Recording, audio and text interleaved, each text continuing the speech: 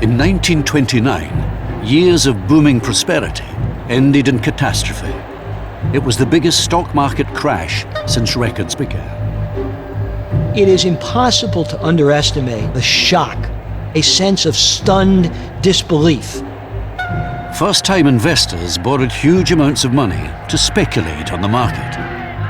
The market broke very sharply, and a lot of people were wiped out with it. It was very painful. Later, thousands of banks failed. Millions lost everything. The poverty was really all around us. It was really, really pitiful. The crash was followed by a depression that spread across the world, lasted for a decade, and was a prelude to war. This is the story of a financial disaster that we hoped would never happen again.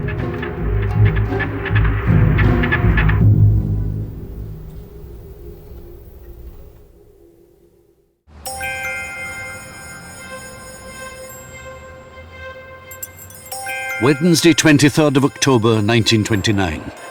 Without warning, share prices are plummeting on the New York Stock Exchange. Investors are stunned. For the last 5 years, the market has only gone up. In the space of an hour, a staggering 2.5 million shares are sold. The next day, the downward spiral continues. As people came to trade stocks on October 24th, there was a sense that maybe something had changed, that there was something different. All of a sudden, there just weren't buyers. People were willing to sell, but there weren't buyers coming forth to buy the stocks. And prices began to fall, $2, $4, $10 a share. It was sort of horrifying. That morning, there were drops on the stock exchange. They were so sharp and so dire.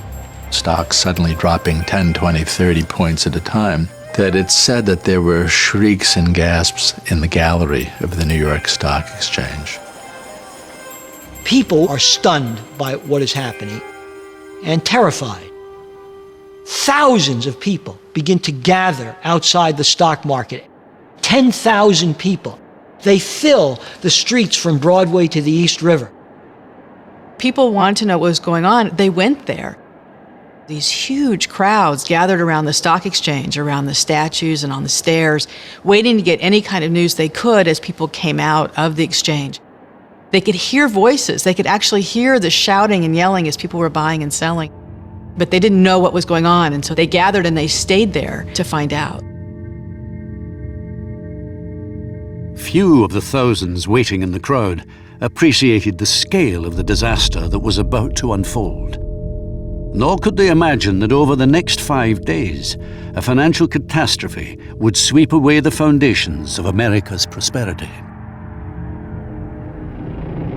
But to understand what brought about the crash, we need to go back a decade, to a time when American confidence grew so high that it seemed the good times would last forever.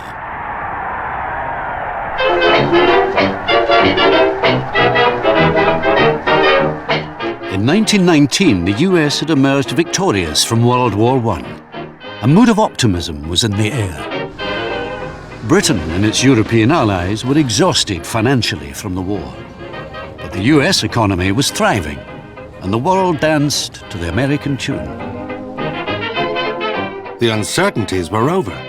There seemed little doubt about what was going to happen. America was going on the greatest, gaudiest spree in history, and there was going to be plenty to tell about it.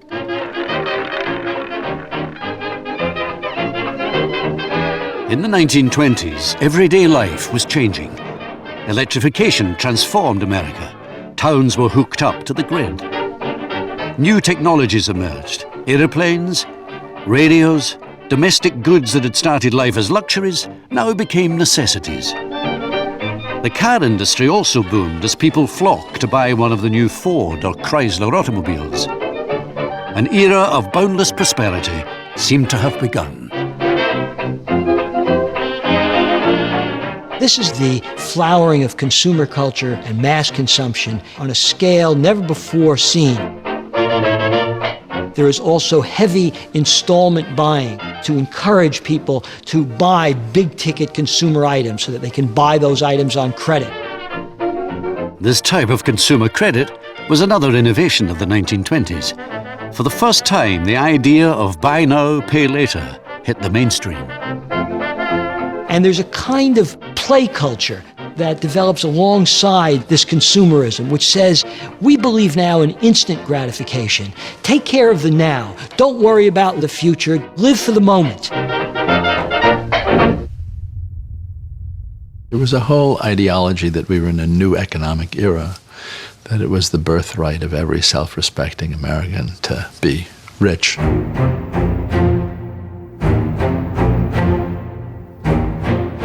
With easy credit and more disposable income, Americans were now looking for new ways to get even richer. Since World War I, the US government had sold bonds, known as Liberty Bonds, to pay for the war. This was a way to borrow money from the public, who in turn would receive interest payments on the bond's value. Celebrities such as Charlie Chaplin and Douglas Fairbanks had been recruited to promote them at huge rallies. Liberty bonds caused many people to become investors in securities for the first time. For the first time in their lives, they got interest payments every 6 months, and the security was something they could trade on the market, so they could look in the newspaper and see what the price of my bond is today. Liberty bonds created an investing culture. Most people had never purchased securities before, and it got ordinary people accustomed to buying securities. Now there was another group of people who thought they could take advantage of this new investing culture. The bankers of Wall Street. For years, Wall Street, the center of American finance, was made up of a small elite group of bankers doing business with each other in a society closed off to the general public.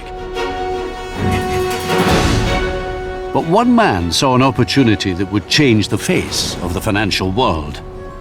Charles Mitchell, president of National City Bank, spotted a lucrative gap in the market. Mitchell saw that investors had purchased a lot of government bonds during World War I. And so he said, now we have an investing public there, all we need to do is market other products like corporate bonds, common stocks, and just tell people these are respectable investments. Mitchell was a natural salesman with a big ambition. If people were willing to buy bonds to raise capital for the government, surely they could be tempted to buy stocks and shares to raise capital for private companies listed on the New York Stock Exchange, and they could make a profit for themselves in the process. Gradually, people who never dreamed that they would invest in stocks were doing so, and stocks lost a lot of this stigma. Historically, stocks had been considered much too risky for ordinary people. Whereas in the 1920s, there was a sense that investing in stocks was not only safe, but reliable and respectable.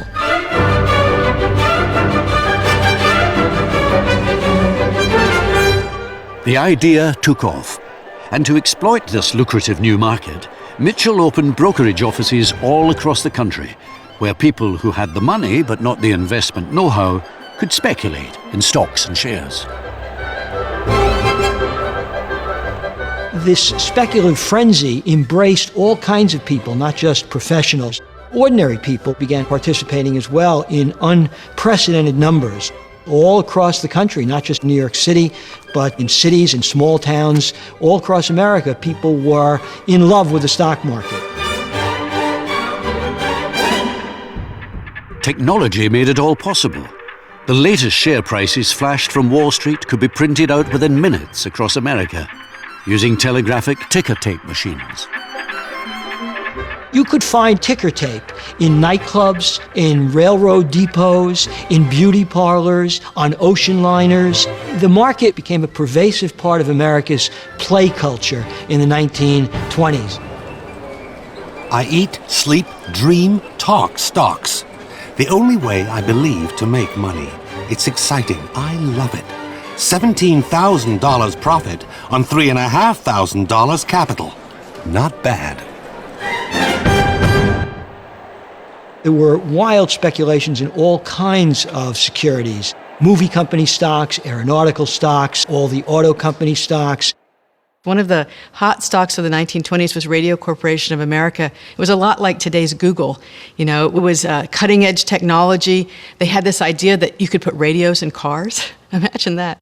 The American investing public began to connect the products they were using that were coming from corporate America with the notion that, hey, I might own a share of the company that makes that product that I like. I'd have to see my broker, find out what he can do, 'cause I'm in the mall, get for you all sweet little. By the mid-20s, around 3 million Americans were in the market, and Wall Street gripped the public imagination.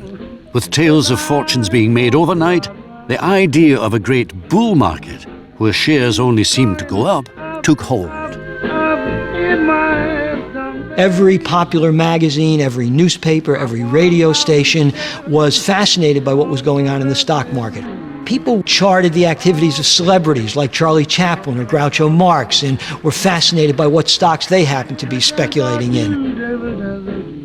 The young comic actor Groucho Marx invested all his savings into the market and was so pleased with his profits on paper that he persuaded his brothers to invest too. What an easy racket. RCA went up 7 points since this morning. I just made myself $7,000.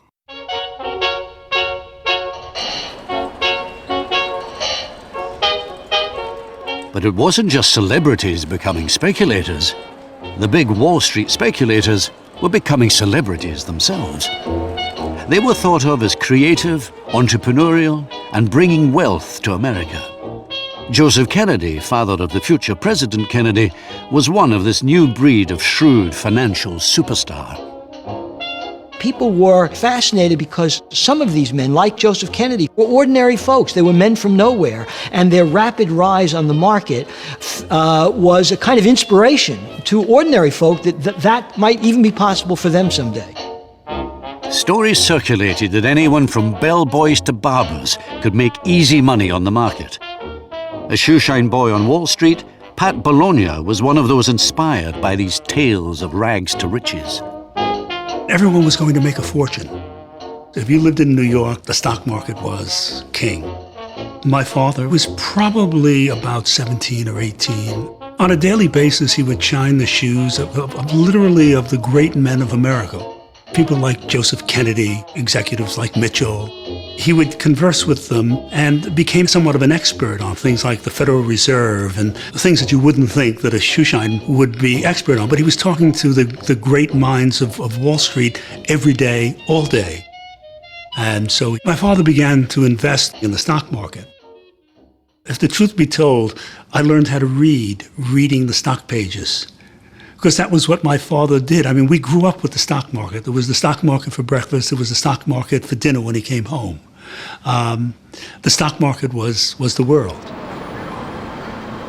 I started in 1928 because, like many young people, I wanted to go to the place where everybody was making all this money. My first job was to be a messenger boy on the floor of the exchange. It took only a week or two to find out that most of the time people are greedy. People had so much faith in the bull market that they borrowed increasing sums of money to speculate on rising share prices. This way of buying shares was known as buying on margin. The investor was required to put down only part of the money, with their broker funding the rest. The culture of buy now, pay later had spread to the stock market. Buying stocks on margin means essentially that you're buying them with borrowed money. By the late 1920s, 90% of the purchase price of the stock is being made with borrowed money. There were no rules about how much you could borrow, and people borrowed enormous sums of money to buy stocks. You could buy a $100 stock for $25, and then the brokerage firm would loan you the other $75. And if the stock went up, and in the late 20s, everything seemed to go up and up, then that $25 could turn into investment that was worth $200 or $300. So it became a huge part of the U.S. economy to loan money for the stock market. In fact, in the late 1920s, nearly 40 cents of every dollar loaned was for stocks. This vast influx of borrowed money into the stock market created more demand for shares, pushing prices ever upwards. In 1928, the market went up by almost 50% in just 12 months. And as stocks continued to rise, more and more investors borrowed money to get a piece of the action. One of them was shoeshine boy Pat Bologna. My father didn't have a lot of money in the stock market. He told me at the time he had about $6,000 in cash. But remember, $6,000 in cash translated into a lot of stock because in those years you only had to put 10% down for margin. So at $6,000 you could have $60,000 worth of stock.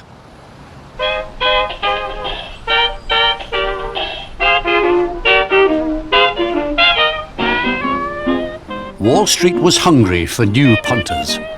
There was one group of would-be investors that the street had always ignored, but whose money it now wanted. Up until the 1920s, women had played a very small role in the stock market. Part of this was simply gender prejudice. They were considered incapable of the kind of cool sang-froid that was necessary if you speculated in the market. But in the 20s, part of the popularization of the stock market included huge numbers of women. Well, the 20s were a big time for women anyway. They really stepped out on their own. They began to take control of their own money. They went to college, actually, in record numbers in the 1920s. And as they did that, they also got interested in the stock market and as a way for them to build their own wealth. One such investor was a pioneering New York photographer called Alice Austin. She lived on Staten Island, just across the water from Wall Street. She had moved into this house when she was a couple of months old. She was bright, she was adventurous. By the time she was 11, she had received a camera, which was a new invention by the time, and she immediately took to it. Over the years, she took some 8,000 glass plate negatives, making her one of America's earliest and most prolific photographers. Alice's inheritance from her grandfather had funded a comfortable lifestyle, but it had dwindled by the 1920s, and she was tempted by Wall Street's promise of a quick buck. So Alice Austin discovers that she's running a little low, and the question then becomes what to do. Her friends urged her to be conservative, cut some spending, maybe not go to Europe, maybe not buy a car. Instead, Alice found a broker who advised her no, buy stocks, become rich quick. And you know what? You can borrow money so you can buy even more stocks, buying on margin. And Alice Austin thought that, hey, sounds like a good idea to me. Throughout the soaring market of the 1920s, the Republican Party stayed in power on the back of America's increasing prosperity. Calvin Coolidge became president in 1923. An investor himself, he was notably silent on the speculative mania gripping Wall Street. Calvin Coolidge typifies the laissez-faire, devil-may-care recklessness of the 1920s. He's famous for saying that the business of America is business. It was a prosperous period. Business was making money. Wall Street was making money. The politicians, I think, just said, well, everything's fine. The economy's growing. The market takes care of things pretty well, and the government's job is to get out of the way.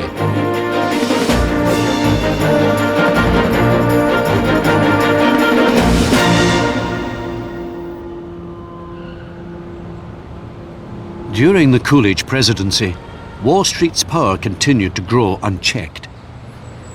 His administration had close links with an elite group of bankers and financiers, Wall Street's inner circle.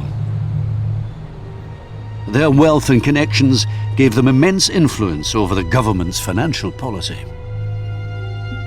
They were small, elite, private partnerships. This was really the royalty of Wall Street. These were very mysterious and discreet places. They were small firms with limited capital, but they exercised really an outsized power. The most prestigious of these elite firms was the J.P. Morgan Bank. Strategically located directly opposite the stock exchange, it would play a key role in events to come. As senior partner at J.P. Morgan, Thomas Lamont was the most powerful man on Wall Street. his influence extended well beyond New York. Lamont and the other J.P. Morgan partners spoke regularly with successive presidents. Grandfather was a very, very busy man. He didn't have time, as some grandfathers might, to take his grandson to the baseball game or go fishing and do things like that. Grandfather's lifestyle was certainly a very handsome lifestyle, there's no question about it. He did have his yacht, the Rennet, which was a 72-foot, very handsome yacht, which he often would cruise down from his house in Palisades, commuting by boat, if you will, down the Hudson River to Wall Street and then walk up to the bank. Under Lamont's leadership, J.P. Morgan steered clear of the worst excesses of the stock market. But the close relationship between elite bankers and politicians helped keep government regulation of Wall Street to a minimum. While amateur speculators were transfixed by the soaring value of their investments, they were hopelessly unaware of how Wall Street really worked. With little government supervision, the market was a law unto itself, and insider dealing was rife. There was a lot of market manipulation going on. It was rampant. There was no disclosure at all to speak of. And when Wall Street was very small and very self-contained, that was probably okay. But as people like you and me began to put our hard-earned money into the market, then it really mattered. The stock market of the 1920s was neither fair nor democratic. It was a big gambling casino, and it was rigged by professional speculators. As smaller investors gambled with their life savings, they failed to realize that the odds were stacked against them.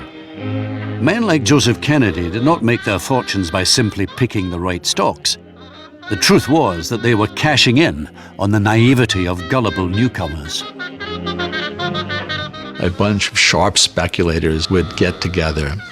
In coordinated fashion, they would start quietly but relentlessly buying an individual stock. What they would do is hype up a particular stock, buy it up themselves, and then dump it on the market so that they took the profits while the average investor in those stocks were left with the losings. Even some of the elite investment houses on Wall Street were engaged in this type of market manipulation.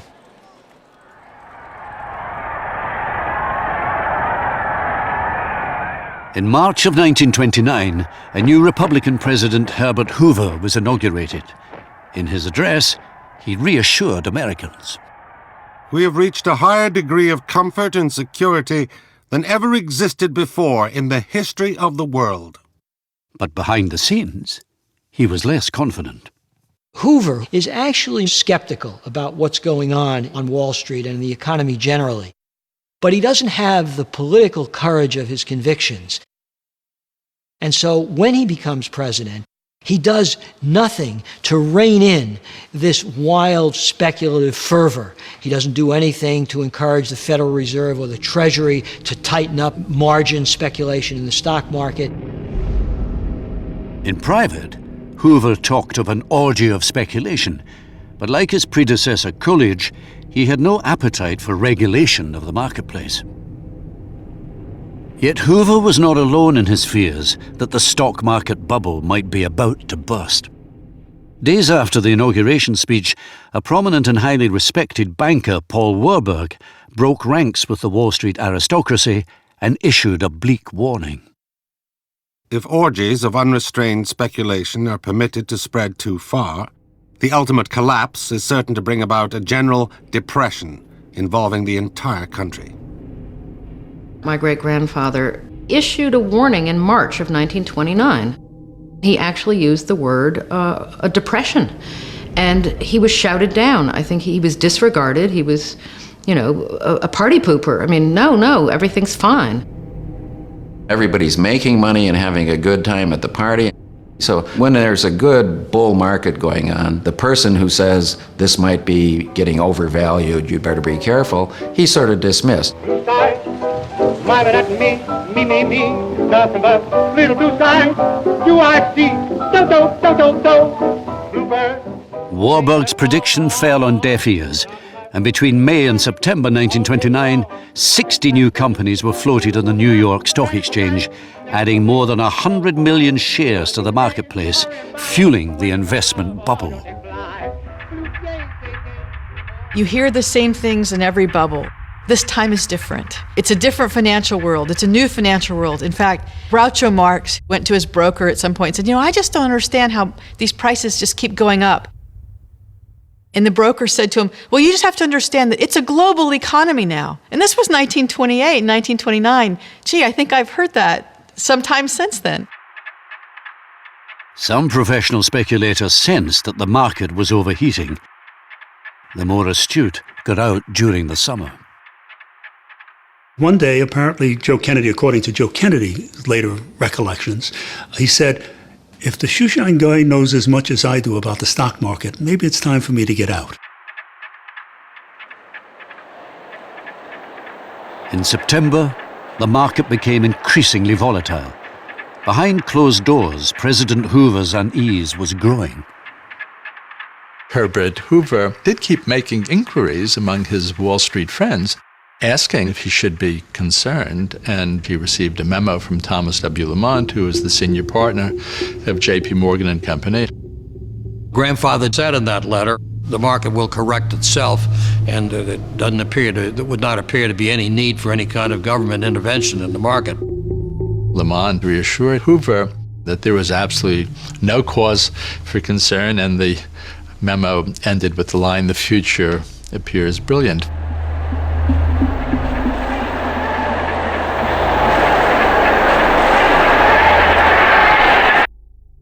Five days later, the stock market crashed. No one knows what triggered the sudden loss of confidence that happened at the end of Wednesday, 23rd of October. But out of nowhere, a sharp fall in automobile stocks provoked a frantic last hour's trading. Millions of shares were suddenly sold. The next day, the great crash of 1929 began.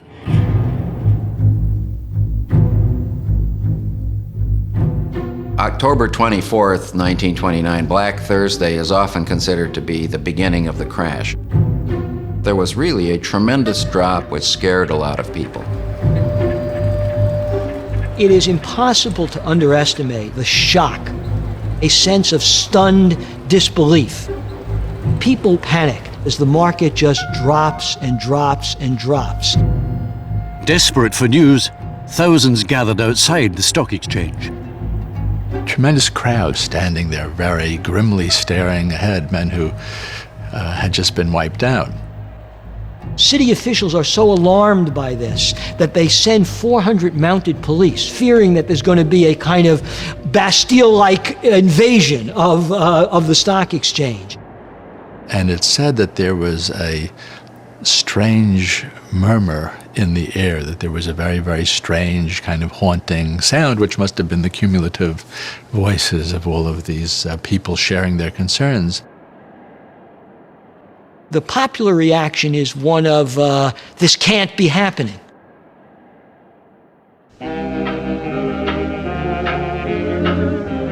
A visitor from Britain was there that day too.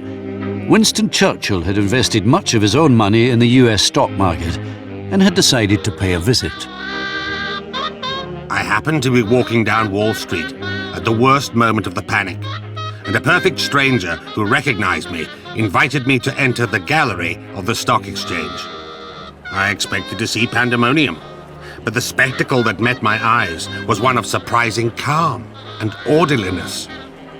The 1,200 members of the stock exchange were walking to and fro like a slow-motion picture of a disturbed ant heap, offering each other enormous blocks of securities at a third of their own prices. Churchill was to lose a fortune in the crash that day. Outside, the crowds continued to wait for news. Rumors were fueling the mounting panic. Once the crash is underway, the real question becomes one of confidence. When you lose all confidence in the economy, good and bad go down together. And so the chief investment elite is at great pains to try to restore that confidence, to convince people that the economy and the stock market is sound. The bankers knew they had to do something to avert a total financial meltdown. A Times journalist watched events unfold. The crowd grew thicker and noisier, and then there was an eddy in the middle of it, and a man in shirt sleeves was pushing his way across the street in the direction of the Morgan offices. This was Charles E. Mitchell, chairman of the National City Bank. He pushed his way into the offices of the House of Morgan, and a little later, we learned what he'd gone for. Charles Mitchell had been summoned to a meeting at the offices of J.P. Morgan. Around the table were 4 other leading bankers, including Richard Whitney, vice president of the New York Stock Exchange.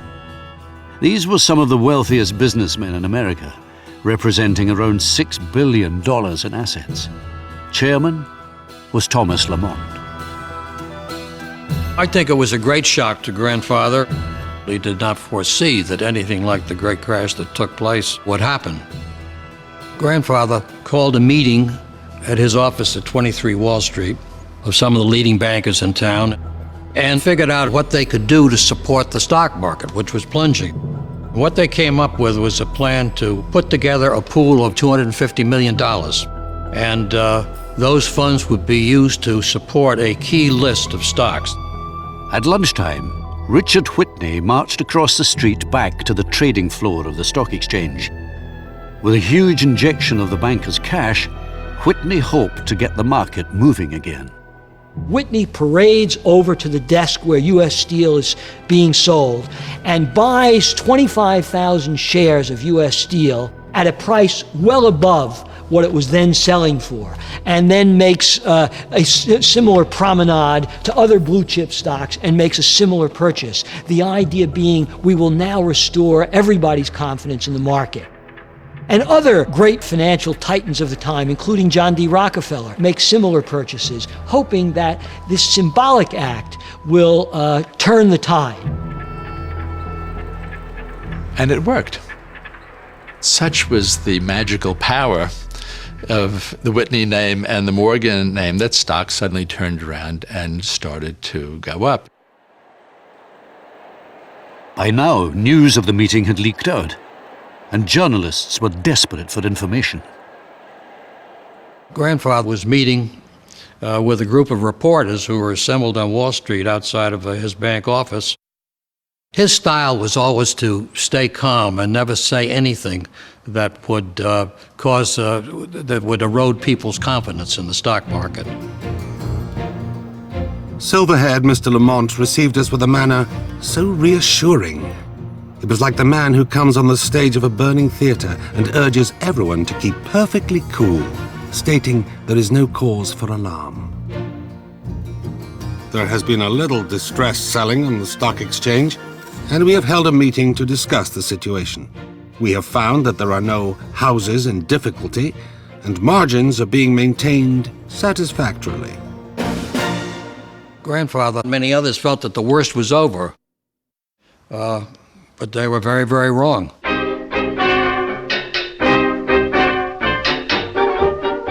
Over the weekend, the bankers' interventions seemed to have worked. Trading on Friday and Saturday was calm and uneventful. President Hoover also tried to steady nerves by repeating a mantra that has been used during market crashes many times since. The fundamental business of the country, that is production and distribution of commodities, is on a sound and prosperous basis. But in the offices of the financial district, there was total chaos. One of the things that we forget is how primitive the technology was. So many stocks traded on October 24th that it took 4 hours for the ticker to print all of the stock trades after the market had closed. The ticker, hopelessly swamped, fell hours behind the actual trading and became completely meaningless.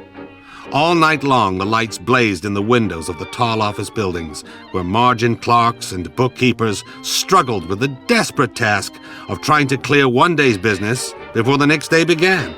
They fainted at their desks. The weary runner fell exhausted on the marble floors of banks, and slept.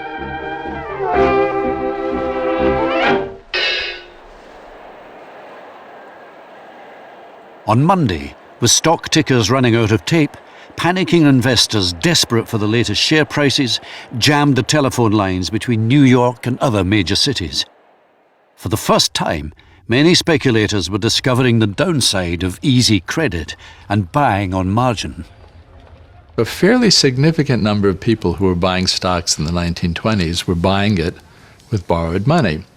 And of course, the wonder of buying stocks with borrowed money is that the gains are tremendously accelerated and magnified on the way up.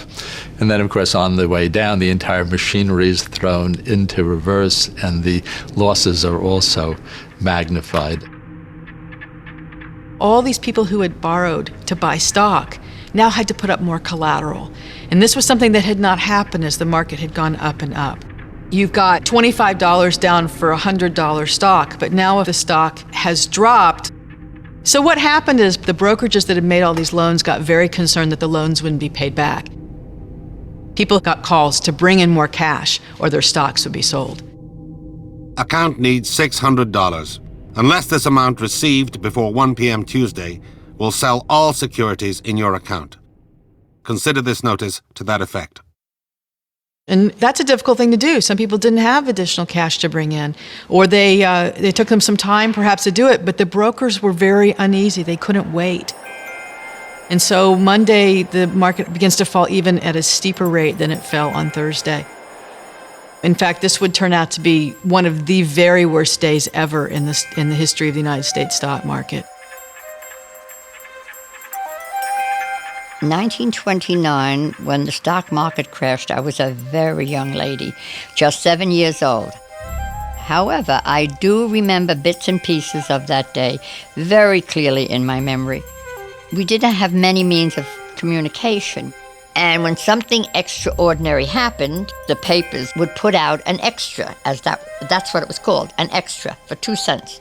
And the little boys in their little pea caps would come running through the streets, screaming, "Extra, extra, read all about it." And invariably somebody in the house would go down and buy a daily for 2 cents, and then we would know what happened.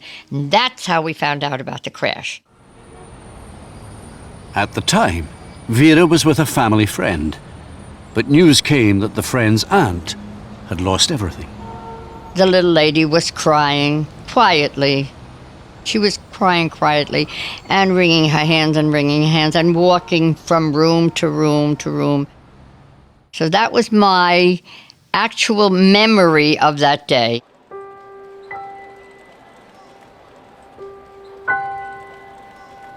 On Tuesday morning, some of the most famous names in corporate America saw their share price plummet. US Steel, Radio, General Motors, stocks that had been symbols of the boom years. On Tuesday, there were tremendous waves of selling that just kept coming. This time, the selling was so powerful and so relentless, there was no lunchtime meeting at JP Morgan. Clearly, the volume of the sales overwhelmed any possibility of the bankers trying to stem the tide. By evening Tuesday, all American stocks were worth about 22% less than they were when the market opened in the morning on Monday. 36 hours, you lost 22% of the value of American industry.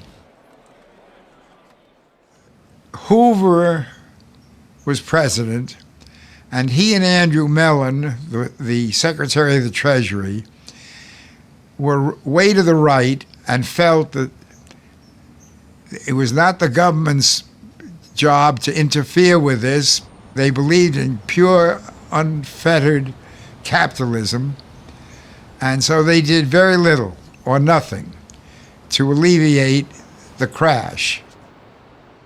They said it'll solve itself.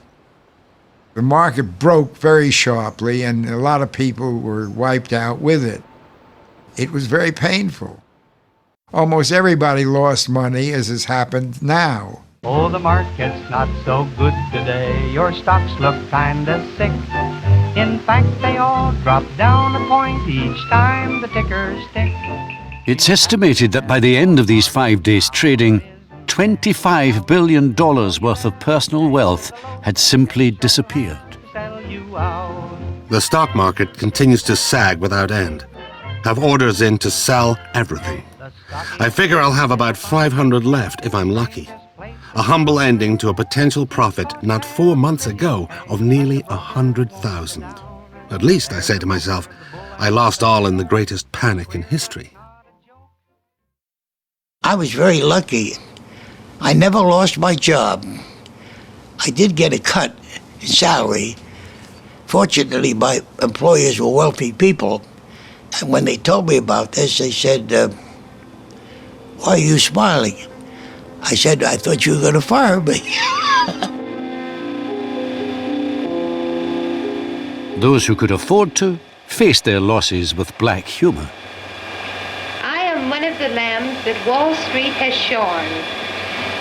When I was a little girl, a patron of art left me $1 million for my musical education. But I thought I couldn't live on the income from $1 million. So I asked all my rich friends for tips on the market. They gave them to me, and I lost my $1 million. Now the only thing I have left is this chinchilla coat of mine. From now on, my hands are off the ticker and on the piano keys. But if you're lucky enough to have $1 million, hold everything and don't play the market. Another performer who had gambled and lost was Groucho Marx. His reckless speculation cost him everything he'd earned. The fate of Alice Austin, the photographer from Staten Island, was also typical of those who had been lured into the market without realizing the risks. Basically, she loses everything. In 2930, her account is wiped out. And it comes as a shock for Alice Austin. And I don't think she believes it. Like a lot of people, you just can't believe it. And she thinks all I have to do is to wait a little bit and the market will come back. And she continued living as if she was rich. And Alice Austin mortgaged her house, not to pay her bills, but because she once again wanted to take a fancy trip to Europe. My father lost everything. He was losing everything, but he was 22. He took it magnanimously. It was, when you're 22, it isn't as dramatic. The people around him who were established people in their 50s and 60s and were losing their life savings were in an absolute panic. Not everyone coped with their losses. Although the number of suicides has been exaggerated, to some, it seemed the only way out. I know that people read about the stories on Wall Street of people opening the windows in their offices and jumping out. That actually happened. That isn't an urban legend. People did commit suicide. People who had worked 30 and 40 years on Wall Street and had amassed fortunes within a period of days lost everything. I'm sorry I was unable to return the 2 books until now. The conditions down in the financial neighborhood have been such as to keep us working. Yesterday, a woman jumped from the roof of our building, 44 floors, right past our window. I saw her body lying in the street, and the sight was so harrowing that I became half sick.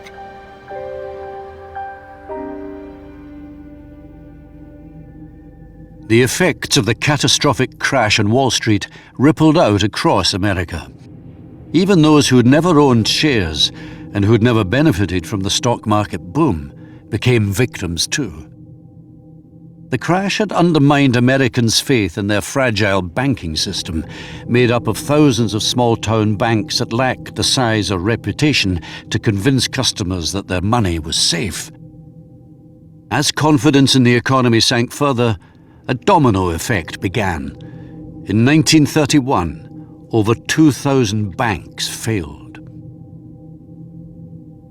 After the crash, the banks closed. That, I think, affected us a little more seriously, us, meaning us, the people of my stature. Many people had money in the bank, little bit of money, a couple of $100, $1,000 maybe. There was no infrastructure then. There was no Federal Deposit Insurance Corporation to guarantee people's deposits. There was no way to back up the banks. So if the banks had made bad choices, you as a depositor paid for it. You went to go get your money, it wasn't there. And then people would hear that the bank down the street wasn't good, and they worried about their own bank, and then that would cause a run on their bank. And it became a terrible, vicious cycle. And something like 3,000 banks closed in the following couple of years after that. The whole financial system then seemed not just unstable, but worthless. After that, when people saved money, they were very leery of banks, and money went under the mattress.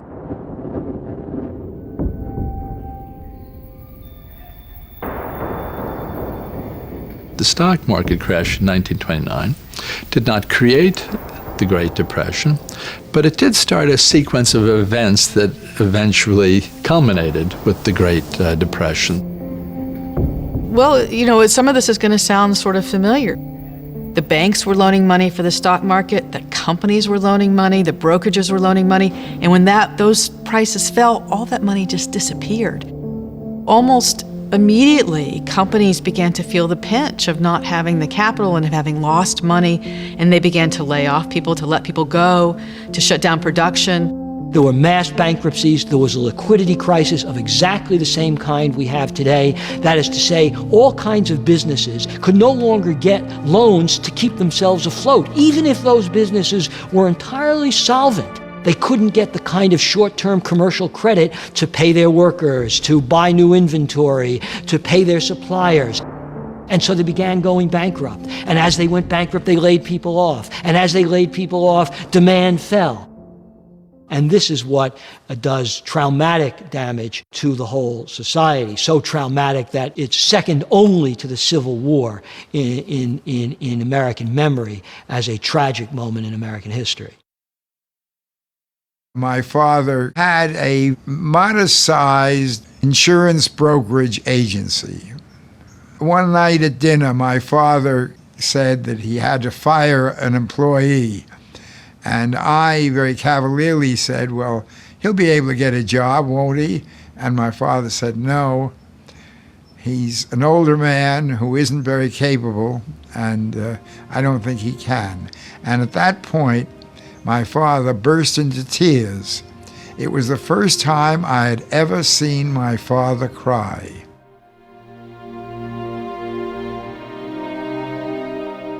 There was such a change in our lives and all the people around me after the crash. Many of my girlfriend's fathers lost their jobs, and they couldn't pay the rent. They were evicted. The poverty was really all around us. Men had no clothing. They were in rags, really rags. They used to wrap their feet up in newspaper and put them in cardboard, makeshift shoes to walk around the street. And then if you took a walk over to Central Park, you saw this big area, a deserted reservoir that had been drained. And they made little huts of cardboard boxes, and they would sleep there overnight. And they called it Hooverville, because that was the name of our president at the time. And of course, all this stock market crash and all this poverty was, of course, put in his lap. It was really, really pitiful.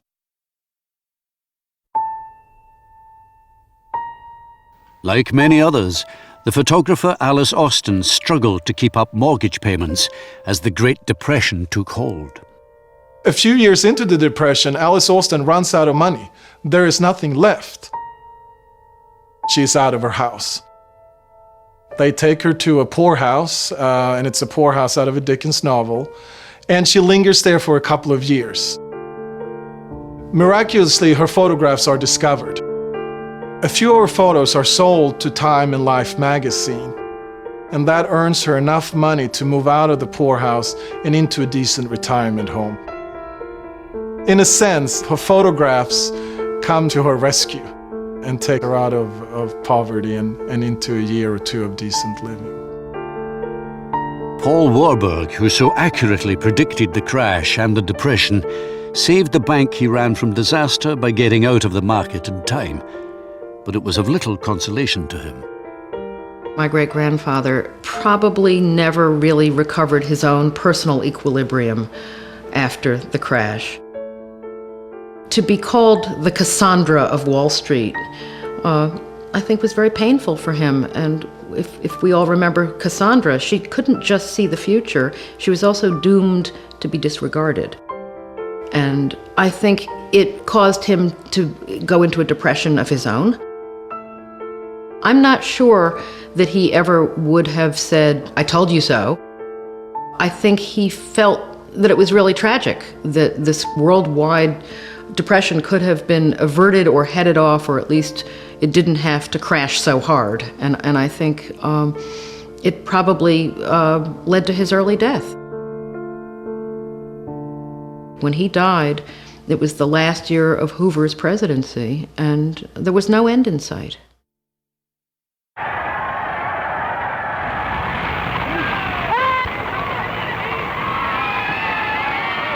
But in 1932, 12 years of Republican rule came to an end. I, Franklin Delano Roosevelt, do solemnly swear that I will faithfully execute the office of President of the United States. Democrat Franklin Roosevelt was elected president in a landslide victory. His first task was to restore confidence. The only thing we have to fear is fear itself. Seen as a savior, Roosevelt promised a new deal for the American people and to regulate the financial system. There must be a strict supervision of all banking and credit and investment. There must be an end to speculation with other people's money. The new president acted quickly. He guaranteed bank deposits and introduced laws forcing bankers to operate under strict government supervision.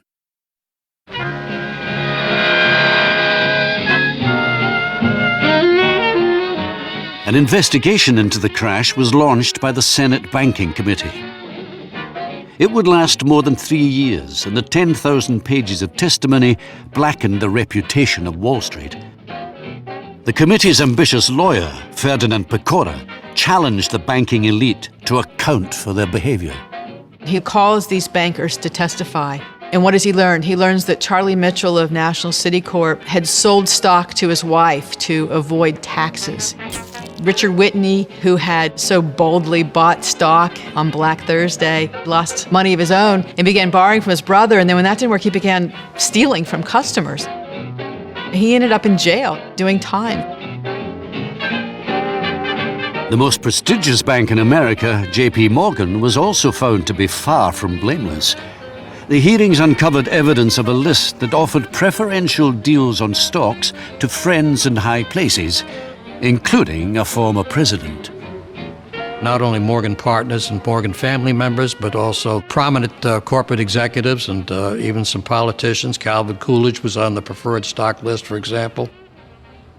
That was a practice that a lot of people felt was wrong. Ferdinand Pecora had a great quote. He said it was shocking disclosures of low standards in high places, which I love because, you could say the same thing today.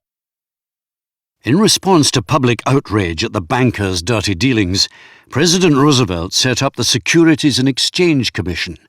Its task, to clean up Wall Street. At its head, he chose a man who knew more about unethical practice than most. President Roosevelt, when he introduced the Securities and Exchange Commission to regulate Wall Street, named his old friend and supporter Joe Kennedy to be the first chairman. And that's putting the fox in the chicken coop.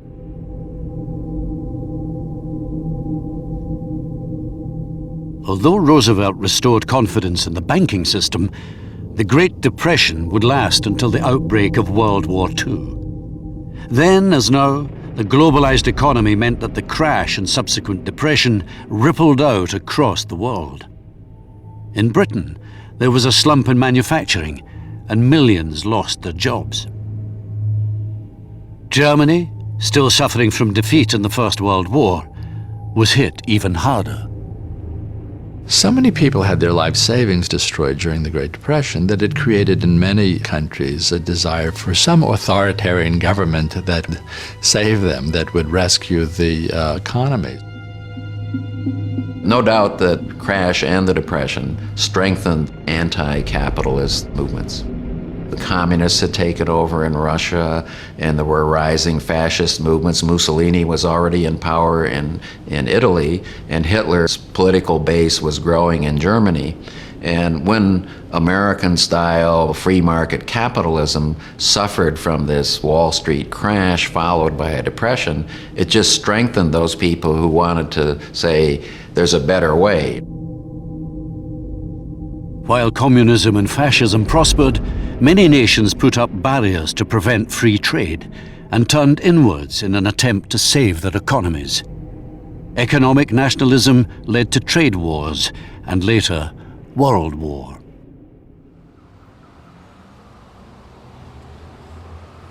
"80 years on, those who remember the bubble of the 20s and the crash that followed feel that they have seen it all before. I don't think we learned anything from it. I have found that people's memories are very short. They make the same type of leveraged commitments where they don't look at the downside risk. You have a lot of cheap credit in the 1920s. Now we've had cheap credit and people have speculated in houses, and now the housing bubble has collapsed. You have a heavily leveraged American consumer. He's in debt up to his eyeballs, and he can't sustain that debt. The subprime mortgage crisis is a symptom of that. In the 80s and 90s, faith in the free market had revived, and as optimism returned, many of the financial regulations which Roosevelt had introduced were felt to be outdated and were slowly dismantled. Yet again, a lightly regulated market allowed speculation to grow unchecked. We are now reaping the whirlwind of that deregulation, and in that sense, we're in exactly the same position as people were in 1929 when the government turned a blind eye to what was going on in the financial world. What I do hope and I do think is that the government has learned its lessons and is trying to take steps that are much more active and much more aggressive than what was taken in the 30s to try and stem the pain and stem the decline. The hope is that such steps will work, but the lessons from the crash of 1929 are that history repeats itself, that human folly and greed are much stronger forces in financial affairs than reason and restraint.